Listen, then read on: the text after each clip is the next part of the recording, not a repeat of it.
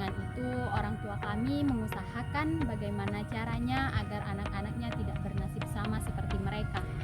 Memang tidak mudah, tapi tidak ada yang tidak mungkin selagi kita mengusahakannya. Tidak hanya orang tua yang cuma berjuang, tapi kita selaku anak juga harus tahu diri. Jangan sampai orang tua mengusahakan, tapi kita malah mengecewakan. Bukankah hidup itu harus seimbang dan harus berjalan bersamaan?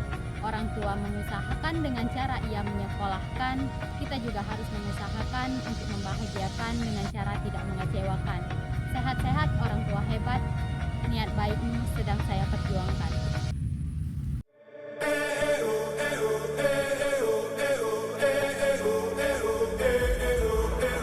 I was left to my own devices.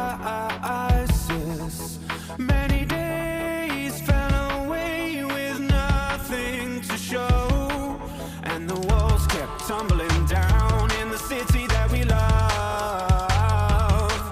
Gray clouds roll over the hills, bringing darkness from above. But if you close your eyes, does it almost feel like nothing changed at all? And if you close your eyes, does it almost feel like you've been here? Setiap orang pasti memiliki visi tentang masa depannya, dan bagi saya, masa depan itu terangkum dalam dua panggilan jiwa yang saling melengkapi. Apa yang akan menjadi masa depan kita bukan sekedar janji, tapi sebuah rencana dan juga aksi. Masa depan saya tertulis di dua tempat, ruang kelas dan juga desa. Cita-cita pertama saya jelas menjadi guru, tapi bukan sembarang guru. Saya ingin mengajar di sekolah yang ada di desa saya sendiri. Mengapa di desa saya sendiri? Karena akar kecerdasan itu harus ditanamkan di tanah sendiri. Saya ingin memastikan tidak ada satupun anak desa yang tertinggal, baik dari segi pengetahuan dan juga keterbatasan akan akses pendidikan. Bukan hanya impian pribadi, tetapi sebuah keyakinan bahwa ilmu adalah cahaya yang harus dibawa masuk ke setiap sudut kehidupan. Saya bertekad, ilmu yang saya dapatkan ini akan saya gunakan untuk mencerdaskan generasi penerus, terutama yang ada di desa saya sendiri. Namun, panggilan hati saya menuntut lebih. Saya melihat desa ini sebagai sekolah besar yang butuh kurikulum baru. Inilah yang mendorong cita-cita kedua, yaitu menjadi kepala desa.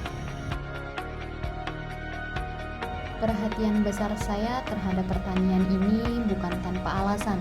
Saya memikirkan sektor ini karena saya tumbuh besar dengan melihat sendiri lahan persawahan orang tua saya yang seringkali terancam gagal dan sering mengalami kerugian.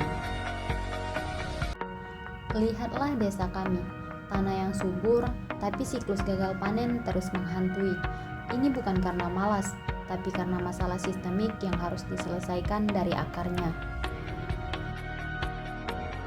Masalah utama kami adalah drainase. Dahulu ada sungai ataupun saluran air yang menjadi pintu keluar air dari lahan pertanian. Tapi kini saluran itu terhalang, bahkan tertutup total karena dijadikan akses jalan. Akibatnya saat hujan, air meluap dan merusak tanaman. Jika nantinya saya diberi amanah sebagai kepala desa ataupun juga di antara kalian yang melihat video ini, jika tidak keberatan, tolong bantu untuk diterapkan. Solusi yang pertama, kita tidak akan membongkar jalan yang sudah ada, melainkan melakukan revitalisasi saluran air secara terencana untuk memastikan air dari sawah bisa mengalir lancar. Yang kedua, dengan cara pemberdayaan sumber daya manusia dan juga ekonomi, dengan cara mengubah hasil tani menjadi produk olahan dengan branding yang kuat dan juga menarik. Dua cita-cita, satu jalan pengabdian. Dengan ilmu agama sebagai landasan dan semangat memajukan desa sebagai tujuan, saya siap memimpin perubahan. Terima kasih. Wassalamualaikum warahmatullahi wabarakatuh.